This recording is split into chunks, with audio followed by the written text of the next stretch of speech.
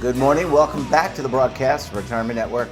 I'm Jeff Snyder. This is BRN AM for Monday, October 18th, 2021. And our top story today, roadblocks that keep people from becoming financially successful.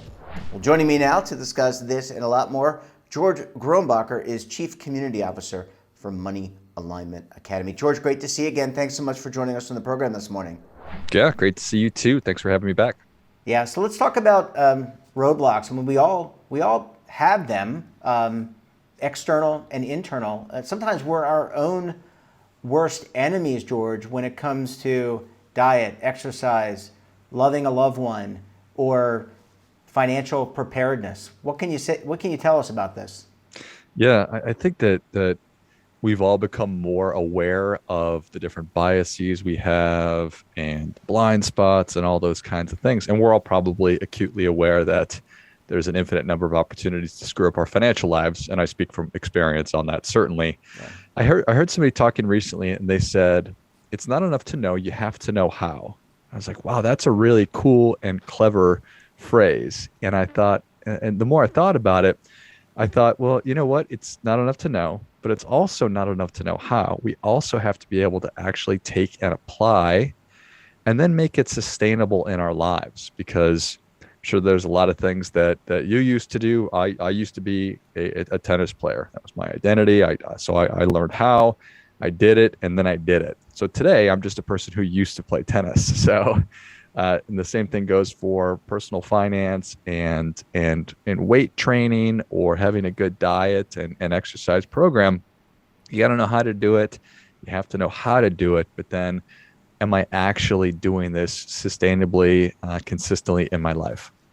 Yeah, George, let's unpack that a little bit, because I want to understand, and this is more of a mental show where we're talking about, and each of us puts up our impediments, as we were talking about. But what is the rationale? Is it fear of change? Is it just, hey, I did that before, it didn't work? What drives these roadblocks that we ourselves put up? Yeah, I think that fear certainly plays a massive role in it. Fear of uncertainty, or just uncertainty and the unknown. I think just familiarity also pulls us back, because this is a lot of head stuff, but then it's also a lot of physical stuff too. If all of a sudden I'm trying to get out of bed 30 minutes earlier, my body is going to tell me, hey, why don't we just stay here in bed? Because this is kind of what we're used to. So we all have our patterns, and we're comfortable with those patterns. And so when we're trying to break ourselves out, our body, and probably our mind too, I don't claim to be this is more kind of pseudoscience than anything else, and just speaking from my personal experience, but a lot of who I am, be it physical, mental, emotional, wants me to stay right here because it's comfortable, because I know what to expect. Yeah, I agree with you. And it is, being uncomfortable is uncomfortable. Are there some, you're working with a lot of different clients, George. Let's unpack this a little bit from the plan sponsor perspective. There's always that organizational bias that says, we have always done it this way, it has worked for us, and we're not going to do anything else. And that could be plan design, that could be a new investment, it could be a financial wellness implementation tool, right? And so that bias, that unwillingness to change, works against you. Certainly, 1,000%. So perhaps the really important part of that is, this has always worked for us. And if that's the case, if everybody's getting great results, well, then by all means, keep good going, kind of a thing. And because that's not easy to do. If what you're doing is working exceptionally well, then put more effort into, keeping that positive momentum moving. I always challenge, and I challenge myself and my loved ones and people that I've just met for the first time. It's one of the really charming things about me, Jeff. I have to talk to your wife about that, George. Is it really working for you? Are you really getting the results that you want? And in the case of speaking to a plan sponsor, are your employees getting what they need? Are they living the best lives and the healthiest lives? because wellness is way more than just financial stuff. Obviously, it's these days talking a lot about mental health and physical well-being. And so that would always be my challenge is how well is this program actually working? Yeah. Let's talk about techniques that you use, and I think you just alluded to them, challenging and being that person you're hired on as a retirement plan advisor or a financial advisor. But what are the techniques and tools that you use? You know, you don't want to alienate the trustees around that table, George, because they hired you, and by the way, they can fire you if you rub them the wrong way. So what are some techniques that you use to, I mean, you're a nice guy, you smile a lot, you know, I'm sure that people like you. I liked you the first time I met you. You have a lot going for you, but how do you do what you're describing, get people to be uncomfortable, to adapt change without alienating them or pushing them? I think such a big part of it is really marshaling the resources that are available. We were talking a little bit offline is, are we fully aware of all the resources that are available from the other players or the other parties to what we're working on? For example, I know that there's a lot of retirement plan providers, 401k providers who are now offering some kind of one-on-one assistance or financial coaching. I think that that's really, really exciting. The reality of getting your financial world together is that it's immense. We're expected as people to know about our budgets. We're expected to know about insurance and tax and investing and all these things. And so I think it's exciting because you're able to provide people with resources to go and learn on their own about these individual, for lack of a better term, silos. And they could do a lot of it on their own. They could DIY a lot of it. And then to have the ability to sit down and have a conversation with somebody and say, hey, I spent a lot of time working on this and putting it all together. Could I use your other set of eyes? And from your expertise, being that you do this full time, what am I missing? Where are some areas that I could get better? And what I think is so valuable about that, obviously just learning on my own and getting another set of eyes is valuable, but what we help to create, we really support. So when I have skin in the game and I've taken the time as the individual investor, as the employee, to research and put time in, I'm really going to take a much more active role in my financial future and in my financial plan versus if I just said as the plan sponsor, hey, we've got XYZ financial person here, you should sit down with he or she. I'm like, you know what? I'm okay because I haven't done anything. I haven't invested anything in that. And that's kind of a pun, but we do need to invest time and attention and resources. And then if we're able to then combine that with the expertise of somebody in whatever capacity that is, if it's coaching or a certified financial planner, that's a really valuable thing. Well, George, I need to take a quick break. Can we come back? And I'm going to push you a little bit in the second segment. I'm going to get you outside of your comfort zone. You're going to want to stay tuned. We're going to talk to George about fintechs and how to move the needle when it comes to your retirement plan. You're going to want to stay tuned right here on BRN AM.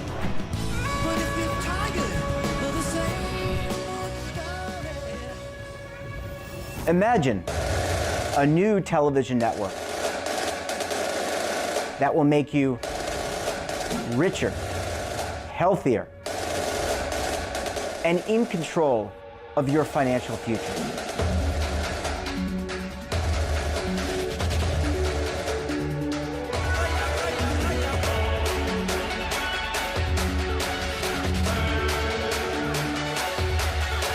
This network is for the policewoman in Nashville, Tennessee, the baker in Dubuque, Iowa, the teacher in Lexington, Kentucky. We want to make the idea of savings and retirement culturally relevant.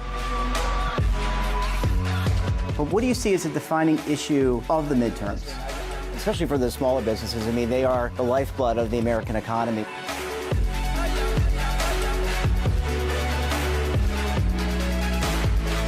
Featuring exclusive interviews, current affairs, and docuseries. 33 years old, you retired early. The philosophy is money only matters if it helps you live a life that you love. But you got to start thinking about retirement as soon as you get in.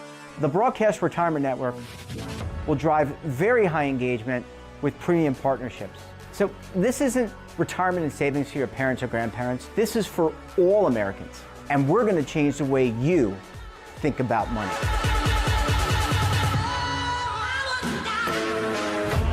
Welcome to the next frontier of retirement and savings. This is BRN, the Broadcast Retirement Network. Are you stuck with a low credit score? A credit report and score that's causing you to be denied credit or pay higher interest rates than others for the same things? Then do what Terrence did and call Credit Repaired for your free credit evaluation to help restore your credit. I started thinking about buying a new house, and my score wasn't where I needed it to be. I called and spoke with one of the representatives, and we just had a good conversation, and I liked what he was saying. Just one call for his free credit evaluation was all it took to start back on the track to repairing his credit. I'm seeing the deletions and I'm getting the report, so I know something's being done. It does make a difference to me. All it takes is one call to get started. Credit Repair has given me a second chance to have a better credit score. Don't let a low credit score hold you back another day. Do what Terrence did and make the call for your free credit evaluation. Call 800-819-4152. That's 800-819-4152. Again, 800-819-4152. Well, good morning. We're talking this morning to George Grombacher of Money Alignment Academy. George, thanks so much for staying with us this morning. Yeah, you haven't scared me off yet, Jeff. I'm not trying to scare anyone. I think I just want to tap into this. I think this is great. We need to have different levels of thinking from inside to outside the industry to drive change. So before we kind of get into the more tactics and get your opinion on things, let's talk about some of these fintechs. You alluded to it, that record keepers, providers in the space are working with third parties, some of them new startups that are trying to really drive change. What's your perspective on these, and are they valuable? Yeah, I think that the tool itself is neither good nor bad.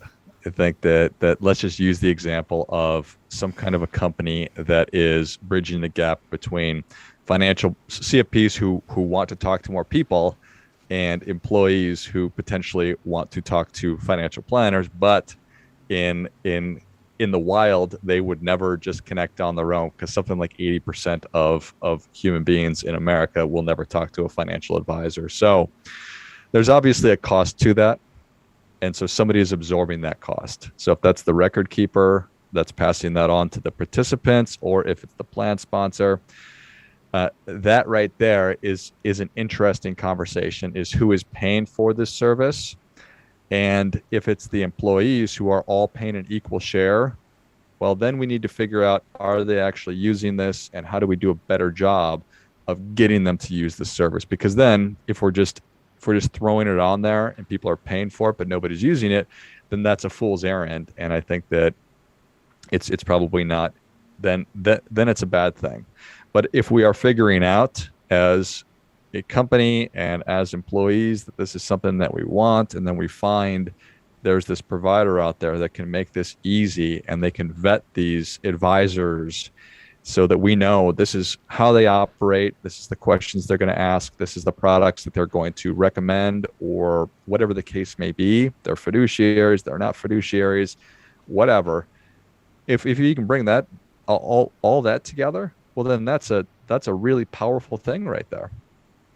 George, you sit across from a lot of CFOs. What if a CFO sits across from you? I feel like this is 20 questions. What if, or like the dating game or something? What if the CFO sits across from you and says, "Look, I just care about how much my match is going to be. I care about my financials. That's what's really driving me. Why should I care about whether or not my participants, my employees, are financially ready?" How do you respond to that? Yeah. Well, You've heard that one before. I've heard that one a lot of times. I'm certainly grateful that whenever people are honest, and I would rather have somebody say that if that's what they think than to not say it, and to then sort of work against what I am trying to do, because I work my behind off trying to figure out how to get people to take advantage. I'm like the person who's dragging the horse to the water to try to make it drink, kind of a guy. Mm-hmm. So when the CFO says that, I think that's awesome.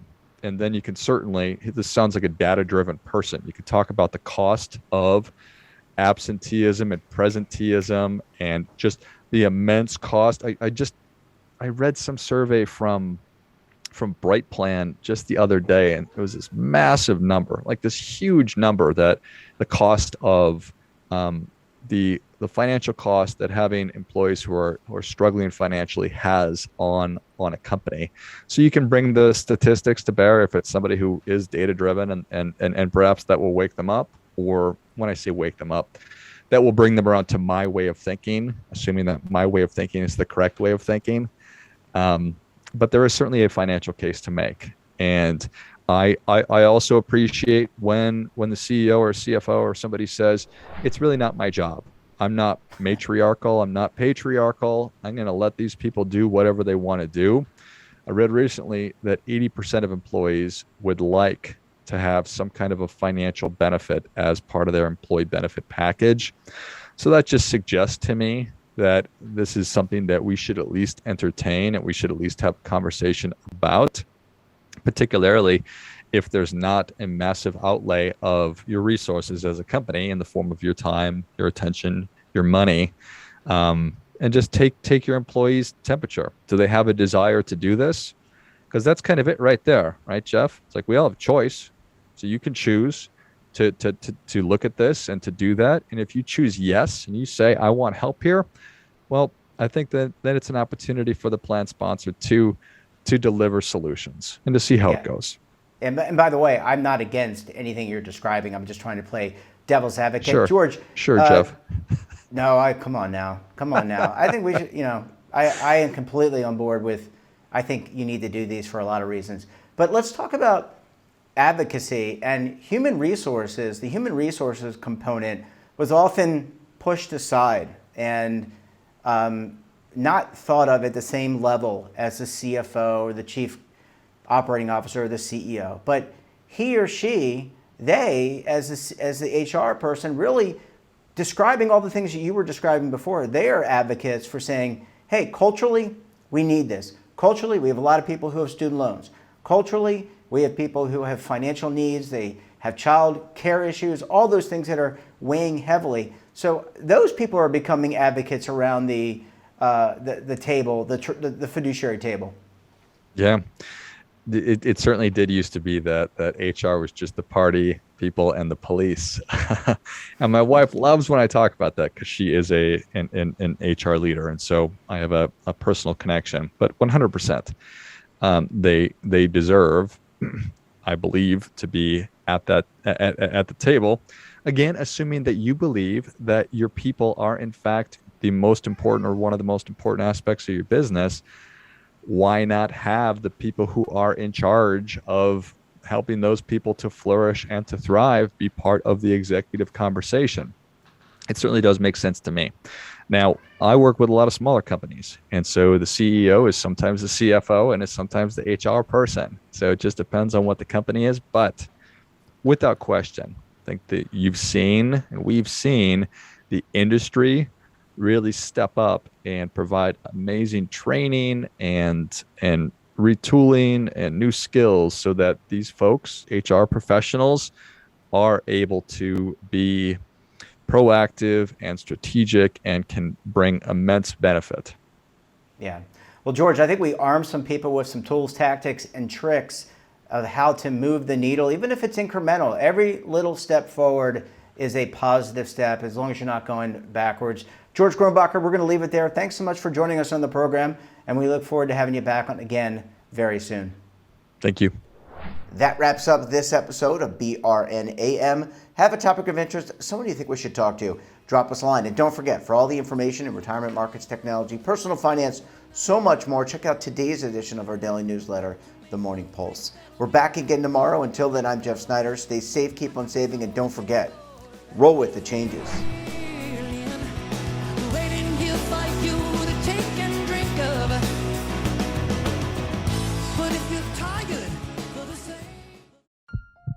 Are you being audited and do you owe the IRS $10,000 or more in back taxes? Is the IRS threatening to take more of your money? Don't fight the IRS alone. The Tax Doctor is here to help you negotiate your tax bill and reduce your stress. The IRS can freeze your assets and seize your bank accounts, but you can stop these IRS actions. The Tax Doctor will work with you using our years of experience to represent your case to help you get the best resolution under the IRS guidelines. Help is here to deal with the IRS to reduce your stress. We've handled thousands of cases, so we know what we're doing. If you owe $10,000 or more in back taxes, do not call the IRS alone. Call a Tax Doctor now for a tax emergency analysis. Call 800-224-6439.